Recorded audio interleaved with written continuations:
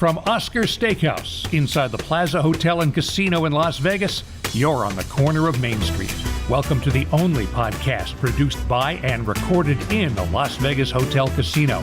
From gaming to dining to entertainment to sports to Vegas history, this is the place to be for the inside scoop, because this is the place to be downtown.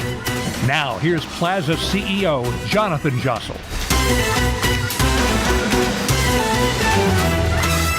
Jonathan, how are you today? Great to be here, Gary. Nice to see you. By the time this episode comes out, where will you be?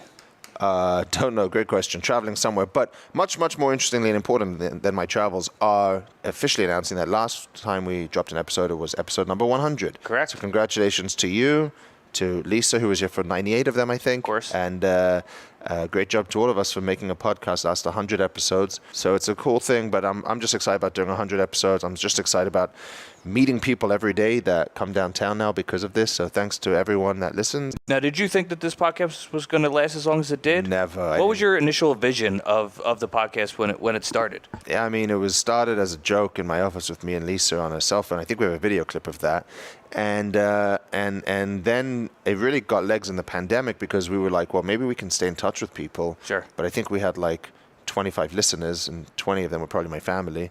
And but we started doing it, and we just committed to it. And kudos to you, Lisa, Rich, for sticking with it and pushing me to do it, because it just took on a life of its own. And it's a time commitment, and it's a lot of effort, but it's fun. It's great, and we enjoy it. Oscar Goodman's calling me.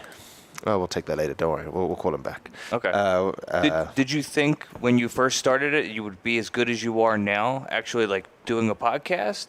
Because I remember those first few episodes, and a few of those episodes that got put on the cutting room floor. Yeah. Kind of episode I've 0. listened to those, and you can definitely tell the difference in all of us. But listen, it's like anything in life. You practice, you get better at it, and you get more experience. Experience is the best thing to improving at anything. Right. So no, I when I listen to some of those, I'm like, okay, but don't go back and listen. I think I said this a few episodes ago, but if you're listening now, start at like episode 10. Don't go back to the first 10. That's okay. That's when you really start to get. Yeah, I think we found our feet around episode 10 and got more comfortable with each other. But I'm excited about it. It's fun, and as long as we can keep getting people that want to participate and do it, we'll keep doing it. And I think today's guests are great partners now, because boy, have they changed the face of downtown and Main Street. And I'm excited for everyone to hear their story, because they're not just donut people. They've been involved in a lot of things. They got a lot of history. So let's get right into it. Today we are joined by two very exciting people. We have the Executive Vice President of the Siegel Group, Judith Siegel, and we also have the Chief Business Officer, Michael Crandall. Welcome to On the Corner of Main Street. Thanks for having us. Welcome, Mike. So excited. Thank you, Judy. Thank you, Michael, for being with us. Yeah, and you guys are the first people that we've had on the corner of Main Street who are now officially on the corner of Main Street with the opening of Pinkbox Donuts. Literally on the corner. That's a great observation. Thanks, Gary.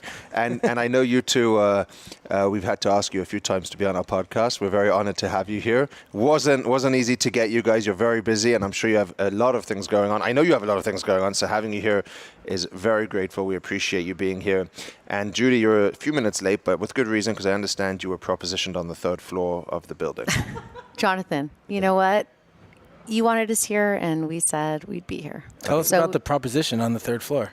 The proposition on the 3rd floor. Why were you mistaken identity? I was handling a heart attack situation with one of our employees, so I was on the phone, but I heard the whole proposition. Okay. Yeah. He thought you were working. Yeah. Okay. Yeah. Well, thought I needed to get to a room. But welcome to downtown Las Vegas. Yeah. And before Gary asks you to tell us about yourselves, it's great to have you guys as partners, because you've got a great story to tell about your own involvement in the community of Las Vegas, which we'll hear about now. But you're now a part of the Plaza family with Pinkbox. It's been a couple of weeks, and it's been a very, very exciting couple of weeks. As I said on, I think, our last podcast, the real parade, as Vital Vegas said, was actually at the Plaza for Pinkbox. That's the real parade story. Well, we wouldn't be here if it wasn't for you, Jonathan, and your great idea. So thanks for having us. We'll get to that. This is the 10th location of Pinkbox Donuts? Yep. In Las Vegas? Yeah, that's correct. Perfect. Congratulations. Thank you. And if you want to start, just tell us a little bit about yourself, and we'll kind of get into how you guys met Jonathan and go through everything. Yeah, so our company the Siegel Group has been in Vegas since very early 2000s, 2002, 2003, and we started out in real estate. That's still a core business of ours, where we are real estate developers, mainly in the multifamily space, but all different asset classes. And Vegas has been our home for the last 18 plus years, buying and managing and developing real estate, and it's been incredible. And then through that time, we've got into gaming and hotel and hospitality and obviously food and beverage, and not to skip over everything and go too fast, but obviously just quickly bringing it to present day, with establishing the Pinkbox Donuts brand as one of our main big growing brands in Vegas, and also starting to grow outside of Nevada. And Siegel's Bagelmania, which is our Jewish deli, excuse me, that we opened up 2.5 years ago on Convention Center. It's been in town for a long time, but we opened up a flagship location a couple years ago, connected to the new Convention Center here in town, which is doing awesome. Perfect. So you guys are from LA, though? Yeah. All of you are from LA? Yeah. Judy originally LA? From LA. Judy. A lot of people think I'm directly from Mexico, but I'm from LA. Okay. And you all moved out around 2002? 2004. 2004 We was moved the out. actual. I wanted to give you the chance Was a to year. correct. I could see you were wanting to correct that date. Judy came first, actually. Yeah, so we got here in sent Judy 2000. first. So we got here in 2004. Okay. And it's been a wild ride. And like Crandall said, we have been, and I feel like we've done it all. But now we're magically creating donuts that are putting smiles on people's faces. And we're happy to do that every single day. And like you can see the lines and the excitement. And the other day I got to work the line, and your customers here at the Plaza, they just love the Plaza. And I think adding the donut piece to it just made a lot of sense. So we want to talk about donuts, and we want to talk about the brand especially. But before we do that, tell us a little bit about the real estate stuff. You mentioned a little bit about, Michael. Like you said, gaming. I don't know if people know this, but you're on the Gold Spike, right? Yeah. What do you remember about that place? I remember that that was even back when downtown was much seedier than it was today. That was about 2008? 2008. Okay. We acquired it in January 2008. That was actually our first hotel acquisition, not just gaming, but hotel in general. So, and obviously gaming. So, we bought Was that your first piece of business downtown? We already had some multifamily apartment buildings downtown at the time, but Gold Spike, we saw it, we loved it, we believed in it. Downtown was worse than ever, I think, at that time. Yeah, I'd say so. And we saw an opportunity and kind of went a little bit outside our comfort zone on that one, but it worked out. How was running it? It was interesting. Probably Probably similar to running the similar Plaza. to Las Vegas Club and Weston back in the day when we were doing those things down here. Yeah, exactly. At that time, did it have gaming? Or because right now there's Full no gaming, yeah. Okay. This was before Tony Shea. We sold it in, gosh, I don't remember, 2012 or something like that. To Tony. Yeah. And Tony took the gaming out. I think they left, one game in there every quarter? Yeah, they preserved the license Yeah. by maintaining some games every quarter or every half a year. Yeah. But there's no option. They focused on ping pong and Beer. and darts. Foosball. Yeah, foosball. Ping and pong. What's the Ice cornhole? skating. Cornhole, that's what I was thinking. Yeah, ice skating. I mean, it's basically a big games room now, which Yeah. I haven't been in there in years, but I guess at some point it might become somebody's casino again in the next not too distant future. I'll tell you, when we bought the Gold Spike, Judy, Steve, and I probably spent every day and night, kind of like you see us standing outside now watching Pinkbox here. Yeah. We spent every day and night sitting in the Gold Spike casino, just managing it, watching people come in, come out. It was fascinating. Like we'd remove the drywall and talk about the smoke. Like you can see behind the drywall, there was yellow, and then behind that was yellow. So it was just penetrated with Smoke everywhere. lovely smoke everywhere. So I'd go home every single day smelling like smoke. I remember cigarettes. those days. I remember those days at the Weston. We had the same thing at the Weston, but they had very loyal followings. These places, Absolutely. bizarrely loyal following. We have some. Is it Jackie Gaughan's Gold Spike? Gate Memorabilia. chips, and Yeah. stuff. It's cool. Yeah, okay, and then that that sort of sprung you into, you did the Artisan, you did Rumor, like you guys became big hoteliers as well. And on the side, you always had the multifamily, which is its own little business, but not little, but Multifamily is kind of our main core business. But then you were doing the hotels as well? Yeah. So after the Gold Spike, like everything, once we kind of dive into a space or an industry that we like or see an opportunity, we try to do a lot of it. So we don't just have one of something. So we then acquired the Artisan, I believe, was next in 2009. The resort. And correct me if I'm wrong, but today that's the first cannabis-friendly hotel.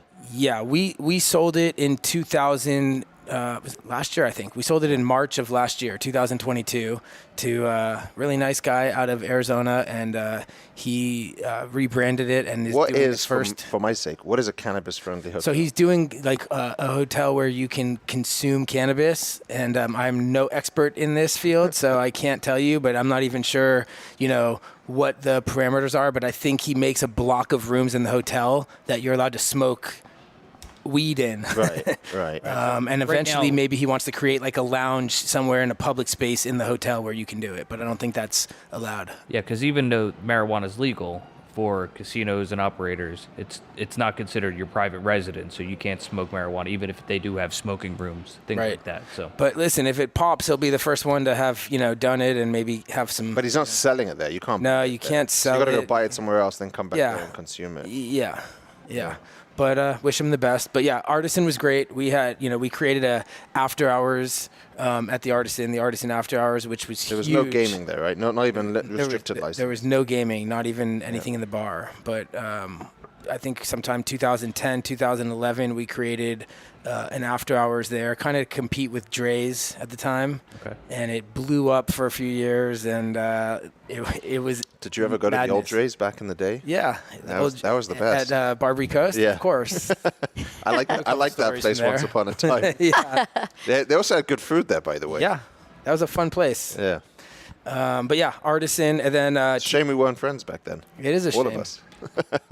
Would have been fun. Were you of age back then? You are the youngest one here, right? Possibly, yeah. I was of age just about. When I moved here in 2007. Did you have like a fake ID? I did have a fake ID, but that was before 2000. That was when I first came out to America. Is gaming allowed to know that? Or? When I was underage? Yeah. It's a good point, yeah. No, we're just kidding. Do you still have a copy of that ID? The fake one? The fake one? I think it confiscated somewhere along the lines, most likely. Anyway, so you were competing with late night, which is a different... Yeah, that was just a kind of a niche we built out at the Artisan, but it wasn't all about that. But yeah, Artisan was great. We loved it, owned and operated it for, the last, whatever that is, 12, 13 years. At the same time, we acquired Artisan in 2009.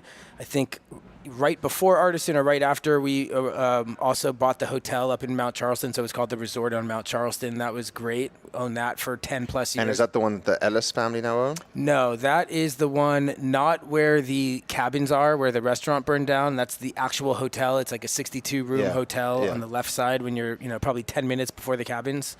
So we operated that, sold that in 2018, and Rumor Boutique Hotel.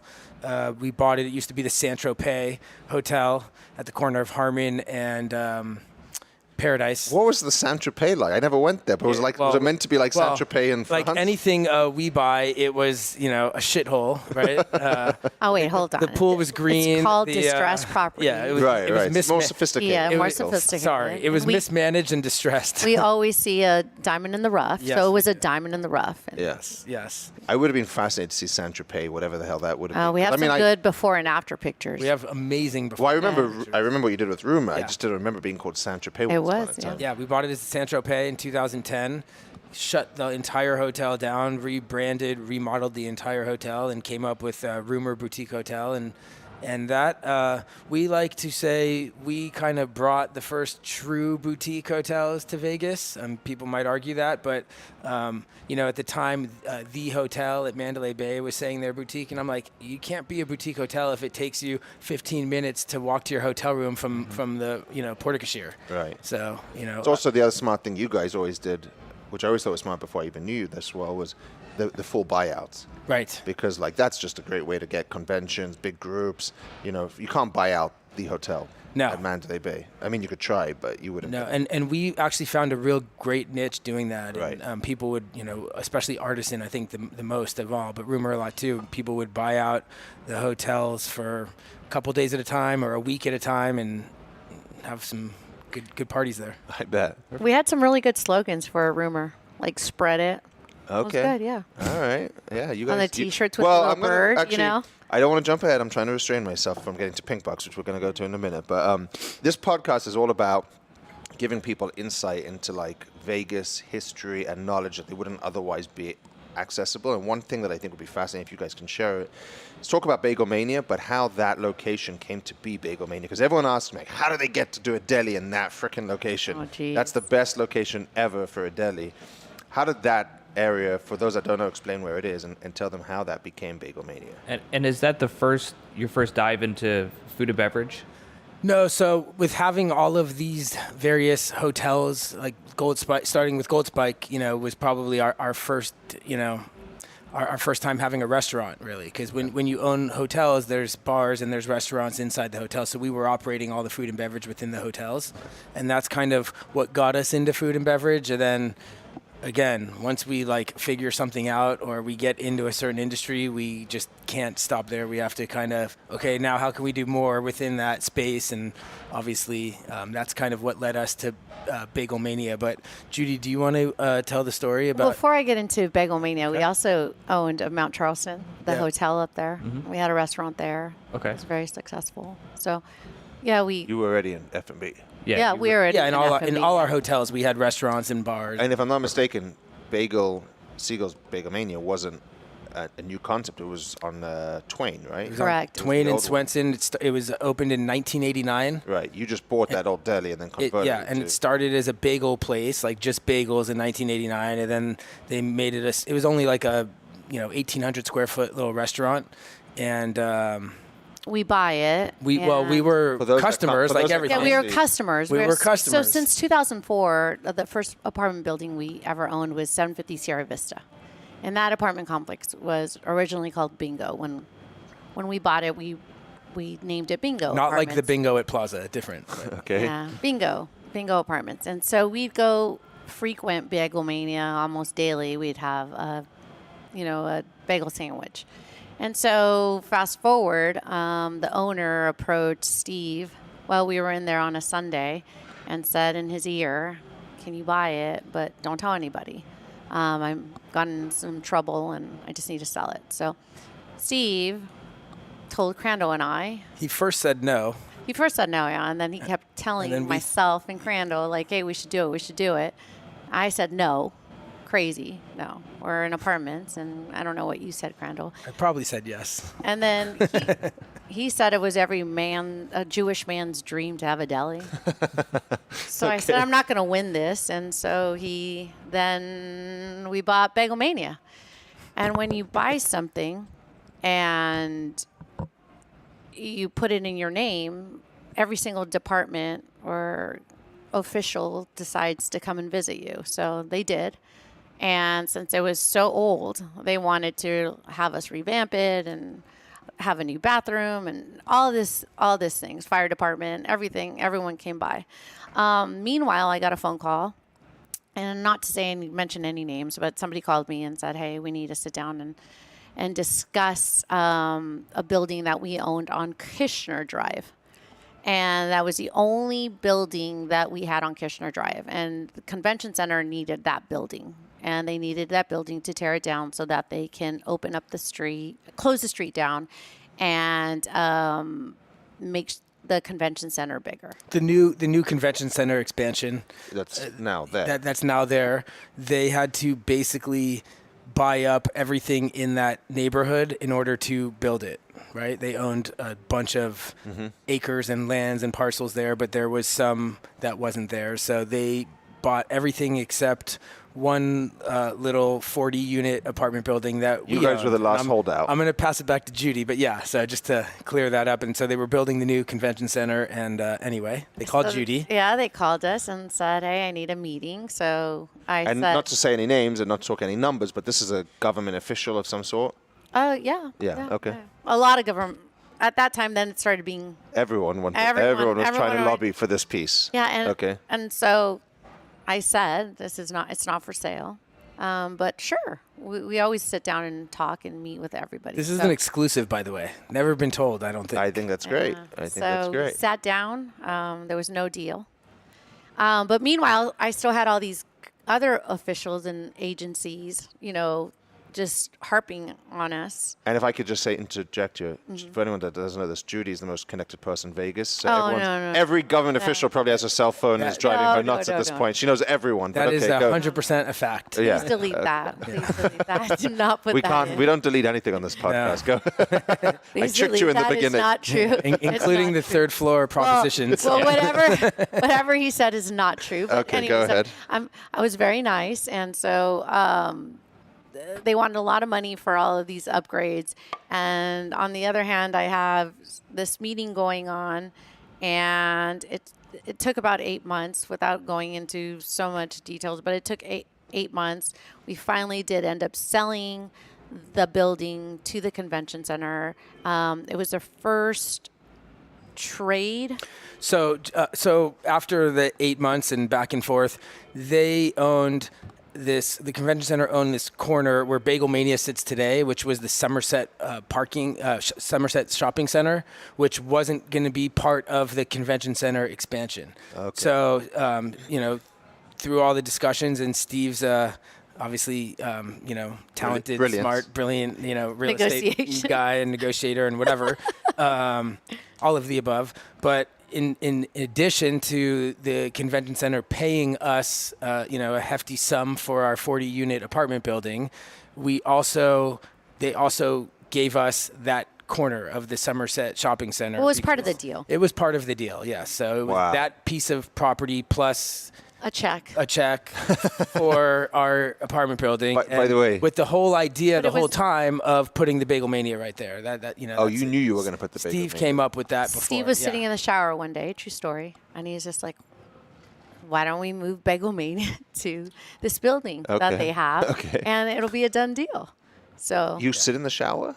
Well, no, Steve was sitting in the shower. Were you in there? I was not in the shower, but he told me through the meetings of the 8 months. He told us that's where the idea came from. Yeah. I mean, but I do sit in the shower. I do. That's good. Don't you sit in the shower? Not often. No, I'm sort of quicker. Oh, okay. I stand. right. I sit. Yeah. I think girls sit in the shower. Maybe. Yeah. Okay, but in a nutshell, sorry to cut you off, but that's kind of the story of how Bagelmania got to where it's invaluable you guys telling people that, because that's a great story of how things like that happen, because no one would imagine that story, and the fact that you have that A++ location for a deli is mind-blowing to people, but there's a history to that. There's a big Vegas history that allows that kind of thing to happen. So is it then a coincidence that you also own the frontage of that land on the strip next to Bagelmania? Yes, it's a coincidence. Okay. So next to the Bagelmania, we have a apartment building, and that we've owned for a while. So it was kind of a coincidence, but yes, it makes sense that Bagelmania is there. Then you're talking about the 10 acres on the strip now? Yes. So yeah, it's really 13. Does that connect to Bagelmania? It's all connected. It's all contiguous between an apartment building we have there and the Bagelmania. And when you add it all up, and there's a pepper mill somewhere in between. Yeah, but the pepper mill's not ours. But we have 13 acres on the Las Vegas Strip. And the 3 acres are Bagelmania and the apartment building. The 10 acres we acquired last year in April. Do you want to give the listeners another exclusive? What the hell are you going to do with this 13 acres on the strip? No, maybe in 5 years when we're back on the podcast. But right, have you back on in a little bit. Right, but the point is, you own 13 acres across. It's just going to be really amazing. Yeah, the Bagelmania is staying, but we have some incredible plans for that. It's real. It's really happening. We're in the planning stages right now. We are planning to change the look of the Las Vegas Strip right there and the skyline of that area of the Strip. And, I plan to be part of all of this, just so you know. And we have plans for you to be involved in that. Oh, yeah. There we go. Yeah, there we it's go. going to be awesome. You heard it here first. So whose idea was the giant bagel out front of Bagelmania? because it's going to tie into what's on Main Street. And your T-shirt of Peace, Love, and Bagel, which no one can see because we're so high-tech, we don't make this podcast available on YouTube. I love it. Peace, Love, and Bagels is my favorite Bagelmania T-shirt. We sell this as merch in the Bagelmania location, but it's a tie-dye shirt, and it says Peace, Love, and Bagels. Okay. So, love this one. But yeah, the giant bagel out front. I hate to give Steve all the credit for everything, it was but actually Steve. that was him too. Also in the shower? Steve. Also Was that? Yeah, I don't know. I don't Was that a think he shower didn't one? think- Judy? No, I don't think he thought that in the shower. We frequent a lot of places, and so he got the idea from. It wasn't a bagel at this other place, but it was something fun or creative, and then he's like, "Huh." And so it was supposed to be a chair first. It was going to be a giant. So it was going to be a giant bagel chair with I forgot about that. That's bagel right. bagel legs, Bagel and, arms. And, yeah, but then we're like, yeah. So then he thought about the bagel. And the let me bagel tell you something itself. about that bagel. That bagel is one of the most Instagrammable bagels, I think, in the world, maybe, for bagels, as far as bagels go. Two things. I am not on the menu at Bagelmania, so we need to rectify this. Wow. I do have a picture, but all my Wow. friends, Armin, Jason, all on the menu and not me, so Oh, we need to talk wow. about that later on. That is fair. We need to look into that. But also, If you were on the menu, what would it be? Yeah, what would your it dish be? be? You can't the take, problem is you got my smoked salmon bagel. You can't take the Nova. That's me. Yeah, I'd have to. Can't think take the about that. pea soup because that's me. Yeah. You're the pea soup. I think I'm you're the the pea skinny omelet. No, Who's she's that? the split pea soup. The Oh, skinny the omelet's Courtney Short. I- Oh, you're right. I got to think about it. It's a good question. Probably goes salt beef sandwich, but I think that's someone else as well. So all the good stuff's given out. So you have to just really think about that. Yeah. Maybe if you could kick anyone off the menu, who would it be? Who would I kick off? Yeah. Not Jason's avocado toast. I'm not taking that. But the other thing, and Steve's not here, obviously, but I mean, you guys can speak to this. You're giving him credit for all these ideas, which is obviously it is him. He's incredibly detailed. I mean, he's in the details of everything. When he's down here with me, he's looking at light bulbs, he's looking at flooring, he's looking at finishes, he's looking at every single element guests are touching, seeing. Is he too? I mean, he's so in the trenches. This guy's like in every detail. His mind must be exhausting. No wonder it's all happening in the shower because he doesn't have a chance to think about it anywhere else. Yeah. I don't know if there's a question there, but yes, he's Just agree. agreed. No, he's painfully detailed. Yeah. But you know what? It does like push our whole organization and our whole company to Better. just be better and just constantly be, improving on every aspect from marketing to facilities to construction to organization to everything. So, yeah. So we know you don't have all day, so we're going to switch it up now. Yeah, so just getting into Pinkbox. How did Pinkbox start? Where did the concept come from? Where was the first location? I'll let Judy take this one. You are wearing the best pink jacket ever. Of That's an course. extra hot pink today. That's Yeah. like No I wonder like the guy upstairs was confused. Jeez. I think so. I think it was a pink jacket. Very pink. Yeah, it's very pink. 2012, Pinkbox opened on Buffalo and Lake Mead. Okay. And I love donuts. not by us. Not by us, by another individual. And I instantly just became a fan. I would take that donut to every single party. I would make a party just to have donuts. I would take donuts to people to thank them, and everybody would ask me, "Are you an investor? Do you own it?" And I'm like, "Nope. I just really, really love it." So I established this great friendship with the old owner. One location, they were cooking all the donuts on site Yep. there. Yeah, Yep, husband yep. and a wife. Yep. Yep. And you love the brand and you love the donuts. And I ended up just really becoming good friends with the owner, and he had bought it for his wife as a hobby. And he actually was So a they CEO. bought it from someone else. No, he opened it He for his opened wife, it yeah. for her as a hobby, and he was a CEO of another company, so he was really busy. And so it turned out that it wasn't a hobby anymore, and she didn't really want to do it. And so I said, "Hey, why don't you come and sit with us in the conference room? Sit with Steve and I." And that's how it happened. We ended up buying Pinkbox from him. So, hold on. Because I had a debate with my wife about this the other night. I think it happened in the shower too. Also in the shower? Yeah, also the debate with my wife or this No. It might have happened the debate in the shower. They have I a don't know. really big shower. But My wife texted you, I think, at the time, but is Pinkbox name anything sort of innuendo like Pink Taco, or is it a clean name? No. So go back in history, but the No. donuts would come in a pink box. You know, I didn't know that. yeah, no, if you Is this Google an it. American thing or where? Yeah, it's American. It must be an American thing, but like, you know, the old school pink bakery boxes are what we call donut boxes, right? Like, And they were or pink pink. boxes. So he named this shop Pinkbox. And it's the best name ever for a donut. And it's so brand. good, you'll lick the box. I agree. Yeah. I agree, but it just felt like there might be that tagline and some other things. Our donuts are so good. I don't that know where you'll lick your the box. I don't know where your mind's going, but Correct, You know, and, it's just the donuts are so delicious. Okay, no. Was there? You guys are very great with detail and extension with branding. Was the branding there similar to what it was? No. So when we bought, so I think it was in like late 2017-ish when we bought the brand. Okay. And they had 2018-ish. was it maybe yeah. January 18? Something. It was early 18, late 2017. We bought the brand, and the previous owners had opened 2 locations. So the original location on Lake Mead, and there was another one in Henderson, which we moved after we bought it. But when we bought the brand, we basically kept the name, and we kept some of the recipes of the donuts. We spent the first year and a half changing everything else. So we completely rebranded everything. We created everything for the brand, from the napkin to the bag to different slogans and marketing and websites and social media and just everything. So we named every single donut. We named the classes. We redid everything. So we basically spent a year and a half doing that before we even focused on growth at all for the brand. So then, just fast forwarding a little bit, because I know we're going to run out of time. How did the partnership between you guys and the Plaza come about? I was actually telling someone this morning. I actually wanted to know that because did Jason Well, give no, you so the idea or Jason always tells me he created everything for me. Well, first of all, I need to everything give everyone I know in town is thanks I to need him. to give a quick shout out to somebody, and his name is Joe Asher, because the Carousel Bar was his idea.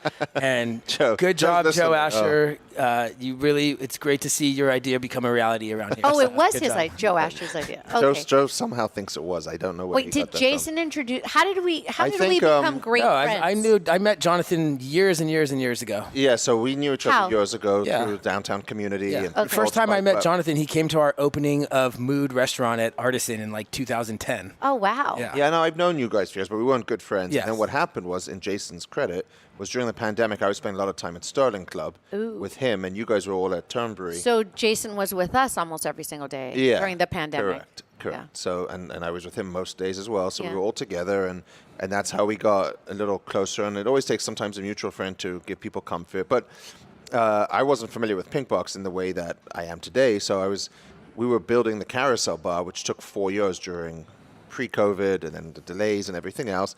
But I really didn't want to, and I was telling someone this morning, I really didn't want to build just a bar in the front of the hotel. I wanted to build an entire sort of new street, a new energy. You call it like Times Square, but like a whole facade that would give people multiple things to do. And we're going to build a retail store where the smoke-free casino is, and someone had the idea, not me, well, you should put slot machines there. So then I was like, well, then what if we take the other corner and do retail on that side?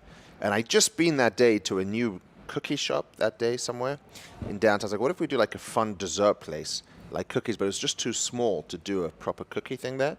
So what you guys had, which was genius, is the commissary, because you couldn't cook out of that space down there now. Right. And that's when I reached out to you guys. I was like, what if we put Pinkbox on that corner?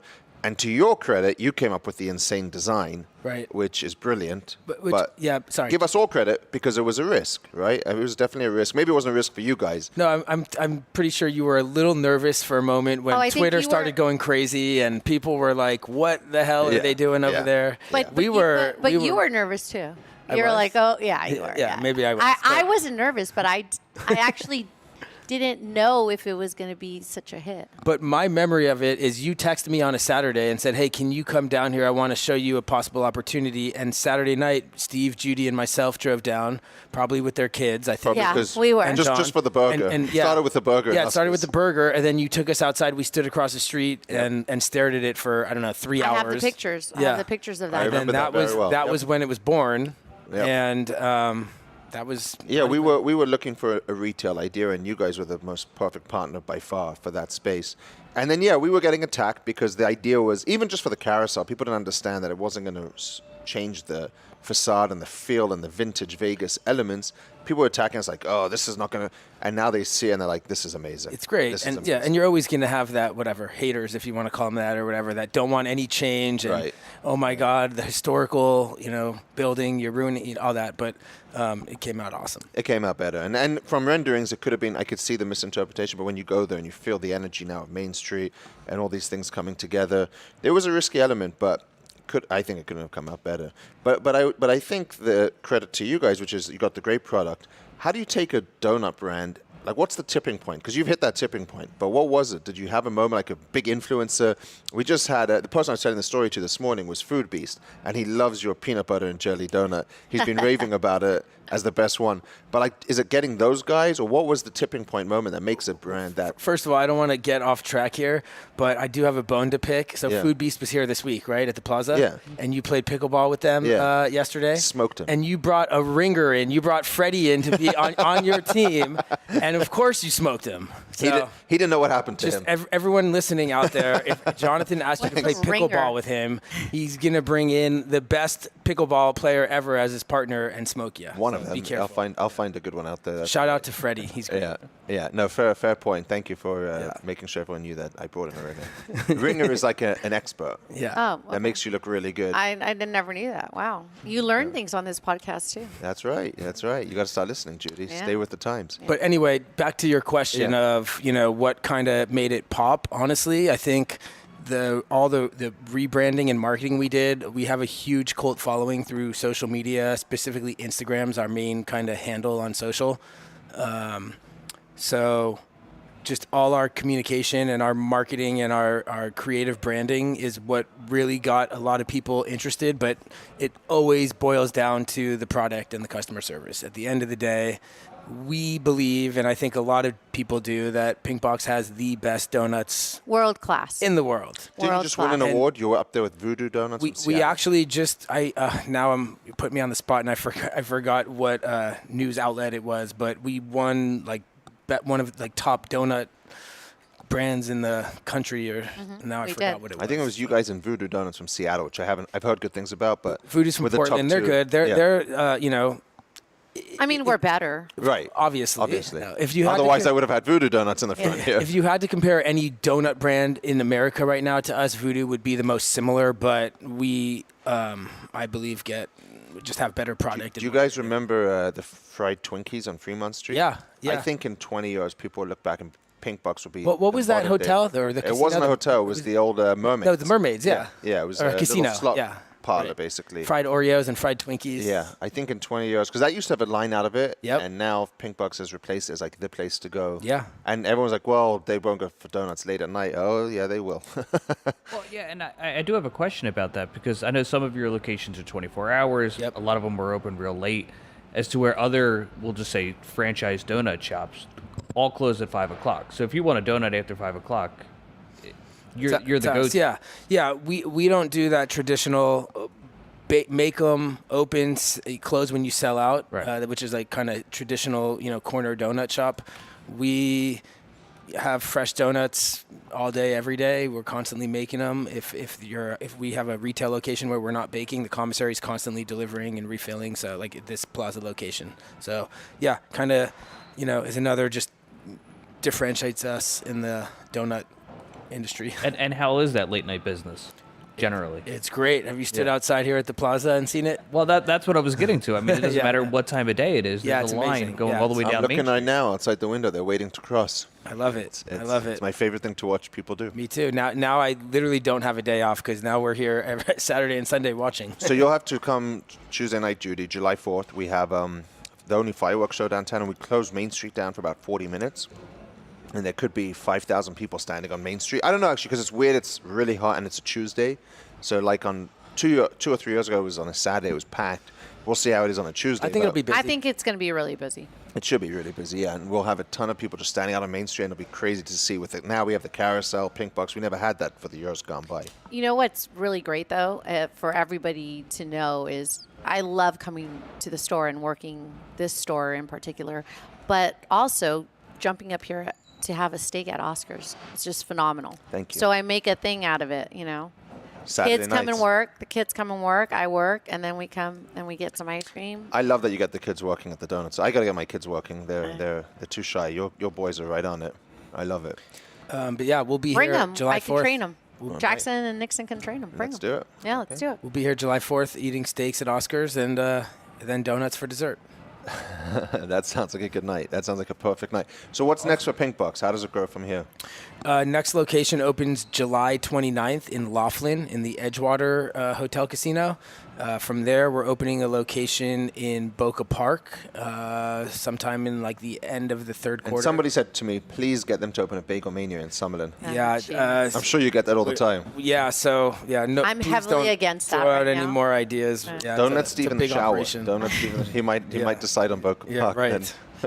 Yeah, so we have about 5 more Pinkbox locations opening this year. And then starting next year, we're going to really start to grow outside of Nevada as we'll continue to open more in Nevada. But we're going to open up a bunch of locations all throughout Utah, Arizona, Southern California, and just kind of start going gangbusters with this brand and growing it nationwide.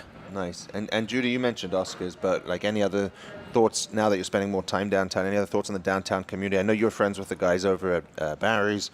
Yeah. Any other thoughts on the community down here and what's happening in downtown? I think that everyone that's staying here and that I've talked to when I'm actually working the line, and everyone's just so happy to be down here.